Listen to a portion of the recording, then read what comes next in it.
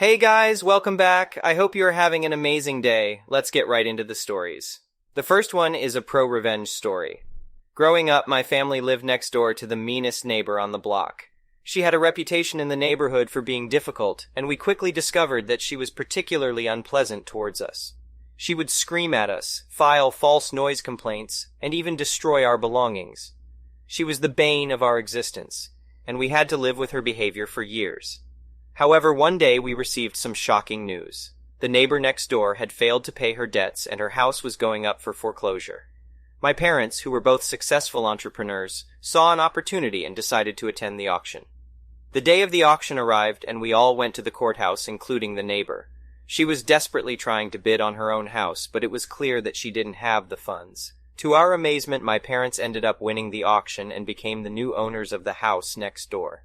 But this was only the beginning of our problems. The house had fallen into disrepair over the years, and my parents soon realized that they had a lot of work to do.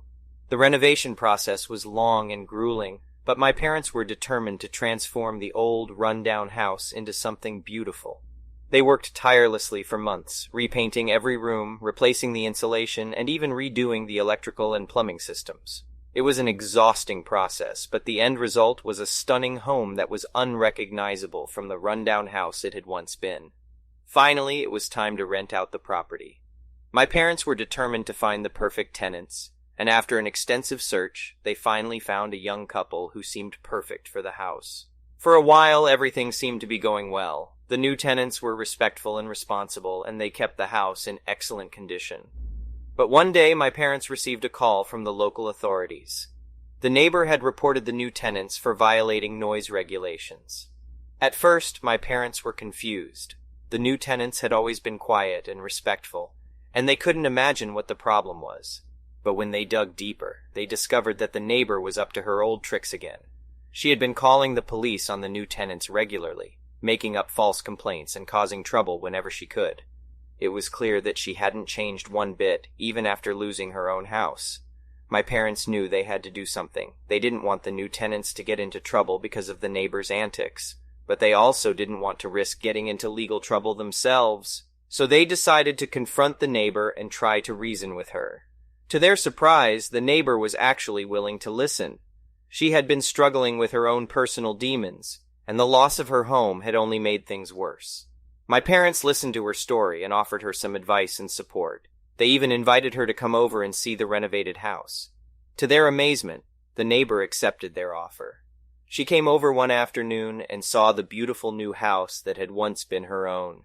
She was stunned by the transformation and even shed a tear. From that day on, the neighbor was a changed woman. She started to treat us and the rest of the neighborhood with kindness and respect, and she even volunteered to help out with community events. It was as if the renovation of the house next door had sparked a change in her. In the end, the neighbor became a valued member of the community, and my parents were proud to have been a part of her transformation. Update. It's been several years since the renovation of the house next door, and things have only gotten better. The neighbor is still a cherished member of our community, and she's become something of a local celebrity. Her transformation from the neighbor next door to the kind-hearted neighbor has inspired many people in the community, and she's even been featured in local news articles. My parents, meanwhile, have expanded their rental property business and now own several other properties in the area. They credit the renovation of the neighbor's old house as the catalyst for their success, as it taught them the value of hard work and perseverance. As for the house next door, it's still rented out to tenants who love the beautiful home and the friendly neighborhood. In fact, the house has become something of a landmark in the community, with many people stopping by to admire its transformation. But the story doesn't end there. One day, my parents received a phone call from an unexpected source. It was the neighbor, and she had some news to share. She had been diagnosed with a serious illness, and she knew that her time was running out. But she wanted to do something to give back to the community that had welcomed her with open arms. So she donated a significant portion of her savings to a local charity that helps families in need. It was a touching gesture, and it showed just how much the neighbor had changed over the years. Sadly, the neighbor passed away a few months later, but her legacy lives on in the community. The renovated house next door serves as a reminder of the power of transformation, and the neighbor's donation to the local charity has helped countless families in need. As for my family, we will always be grateful for the experience of renovating the house next door. It taught us the value of hard work, perseverance, and kindness, and it brought us closer to our community. We will never forget the neighbor next door, and we will always be proud to have been a part of her transformation. The next one is an entitled People Story. I've been working as a nanny for a family for almost a year now. They have a lovely home in a beautiful neighborhood, but the parking situation has been a bit of a headache. The area doesn't have any driveways or street parking, but instead has small parking lots that residents can use with a valid parking pass. Fortunately, my employers were kind enough to provide me with a pass that I could display on my windshield. At first, everything was going smoothly. I would park my car in the designated parking lot, display my parking pass, and go about my day without any issues. However, one day I returned to my car to find a threatening note on my windshield. The note said that I wasn't allowed to park in that lot, and that if I did, they would have my car towed. I was confused and worried. I knew that I was parking legally with my valid parking pass, but someone was clearly targeting me. I tried to brush it off, but it didn't stop there. A few days later, I discovered that my license plates were missing. It was a shock, and I felt violated. I immediately went to my employers, and they were just as alarmed as I was. The father of the family I worked for drove me home and offered to pay for my train fare while I waited for new plates. I was grateful for his kindness, but I couldn't shake off the fear that someone was targeting me. A few days later, it happened again. My new license plates were stolen, and I felt helpless. My employer suggested that we set up hidden cameras to catch the thief in the act. We did, and sure enough, we caught our neighbor stealing my plates. We were all stunned. It was hard to believe that someone who lived so close to us could be so vindictive. The next day, we took the video evidence to the police, and the neighbor was arrested. He admitted to stealing my plates and apologized for his actions. However, it wasn't until the trial that we learned the full extent of his actions. It turns out that the neighbor had been targeting me for weeks. He had been harassing and intimidating me in different ways, from leaving notes on my car to vandalizing it. He'd even gone as far as to call the towing company to try and have my car towed, but they had seen my parking pass and refused to tow it. The judge was appalled at the neighbor's behavior and sentenced him to community service, restitution, and probation. He was also ordered to stay away from me and the family I worked for. It was a relief to know that he wouldn't be able to bother me anymore, but it was still a frightening experience. The family I worked for went above and beyond to make sure I was okay. They provided me with extra security measures such as a car alarm and security cameras to ensure my safety. They also gave me a generous bonus to help cover the cost of the stolen license plates and the stress I had endured. After the incident, I decided to take a self-defense course to feel more empowered and secure. It was a great decision, and I felt more confident in my ability to protect myself. I also made sure to park in different lots to avoid being an easy target. As time went on, I slowly regained my sense of security. However, the neighbor's probationary period was coming to an end, and I was nervous that he might try to retaliate. One day, while I was walking to my car, I saw him walking towards me. I froze, unsure of what to do. To my surprise, he apologized for his behavior and asked if we could talk. I was hesitant at first, but he seemed sincere. He explained that he had been going through a difficult time in his life and had taken out his frustrations on me. He was ashamed of his actions and wanted to make it right. We ended up talking for hours, and he opened up to me about his struggles. It was a side of him that I hadn't seen before, and I felt empathy for him. I could see that he was genuinely remorseful for what he had done. Over time, we developed a friendship, and he even helped me with some odd jobs around my house. It was a strange turn of events, but I was grateful for the opportunity to move past the incident and find some common ground with my neighbor. As for my job, I continued to work for the family I was with, but the incident had left me feeling uneasy. I eventually decided to pursue a new career, but I still keep in touch with the family I worked for. They were like family to me, and I was grateful for their support during a difficult time. The experience taught me the importance of safety and being aware of my surroundings. It also taught me the power of forgiveness and second chances. I never thought I would be able to move past the incident with my neighbor, but I was glad that I did. It was a valuable lesson that I will carry with me for the rest of my life. Update. A few months after the incident, I received a letter from the neighbor. He had moved away but wanted to reach out and thank me for giving him a second chance. He said that our conversation had changed his life and that he was in a much better place now. I was touched by his words and was happy to see that he had taken responsibility for his actions. It was a reminder that people can change and that forgiveness is a powerful thing. I wished him well and was glad that we were able to move past the incident and find some common ground. The next one is a petty revenge story. I met my husband Jack when our mutual friends got married. I was the maid of honor and he was the best man. We hit it off right away and it wasn't long before we started dating. A few years later we got married and started a family. Our friends, Hobag and her husband, were our closest friends.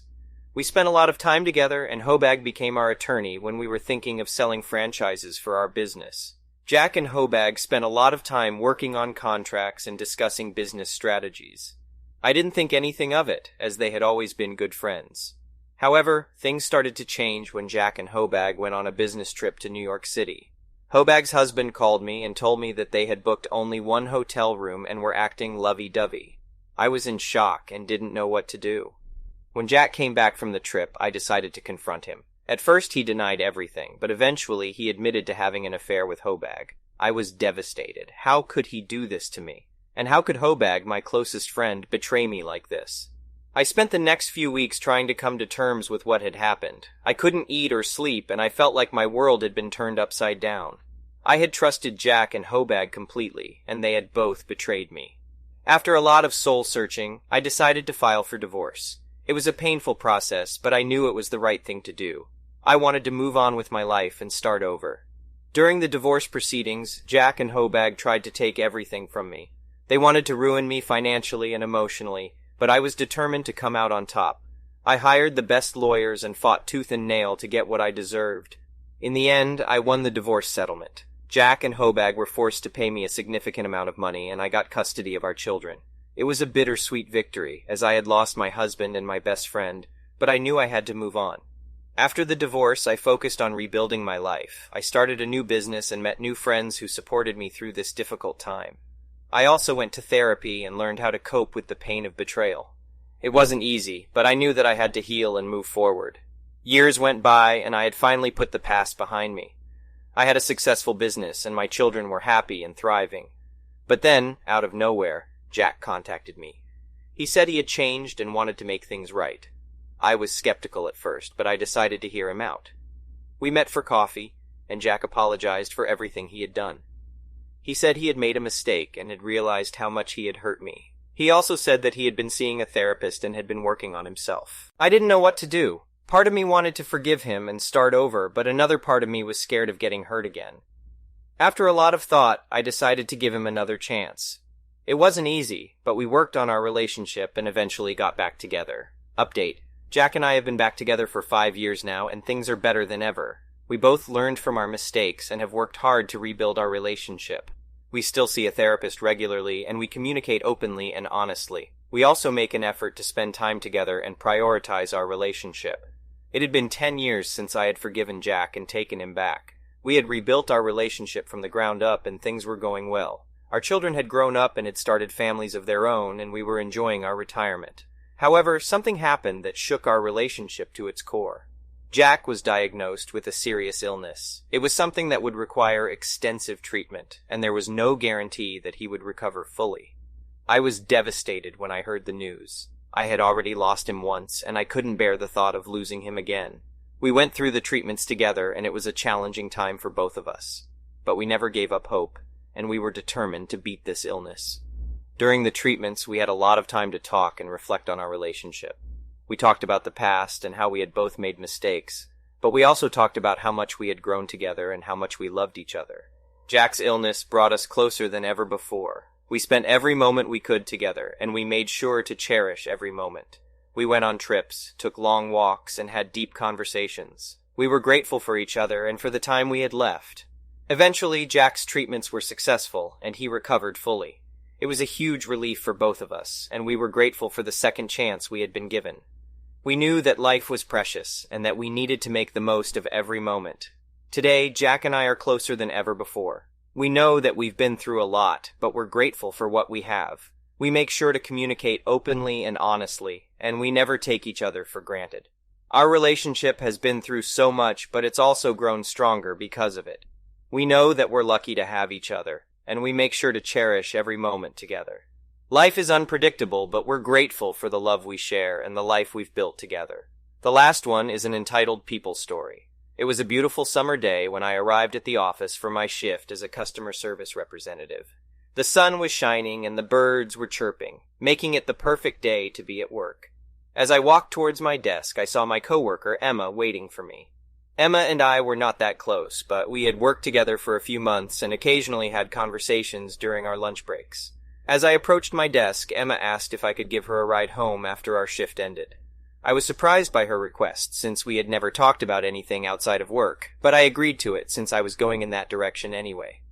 The day went by quickly, and soon it was time to leave. I gathered my things and headed towards the exit, where I saw Emma waiting for me. She smiled and we walked towards my car. As we got in, she thanked me for the ride, and we started driving towards her house. We chatted about our day, and I was surprised by how friendly she was. Suddenly, I noticed that Emma was constantly checking her phone and seemed to be getting more and more anxious as we drove. I asked her if everything was okay, but she just brushed it off and said that everything was fine. As we got closer to her house, the traffic got heavier, and we got stuck in a traffic jam. Emma started fidgeting and checking her phone more frequently. I tried to make small talk to ease the tension, but she seemed distant and preoccupied. Finally, we arrived at her house, and she thanked me again for the ride. As I was getting ready to leave, she leaned in and whispered, "Thanks for the ride, I really needed it. You're such a good friend." I was taken aback by her comment since we had only talked a few times at work, but I brushed it off and drove away. Days went by and Emma started acting strangely around me. She would avoid eye contact and not talk to me unless it was work-related. I couldn't help but feel like something was off. One day I overheard Emma talking to another coworker about me. She was saying how nice I was and how she couldn't wait to spend more time with me outside of work. I felt uncomfortable and uneasy about her behavior. I didn't want to make any assumptions, so I decided to confront her about it. I asked her if everything was okay and if she wanted to talk about anything. At first, she denied that anything was wrong, but then she broke down and started crying. She confessed that she had developed feelings for me and had been waiting outside of work for hours just to catch a glimpse of me. She had been following me on social media and had even tried to find out where I lived. I was shocked and didn't know how to react.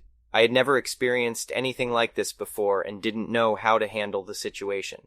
I tried to be understanding and sympathetic, but I knew that I had to set boundaries and make it clear that I was not interested in her romantically. For the next few weeks, Emma continued to act strangely around me. She would send me messages on social media and try to initiate conversations outside of work. I tried to be polite, but I knew that I had to distance myself from her to avoid any further issues.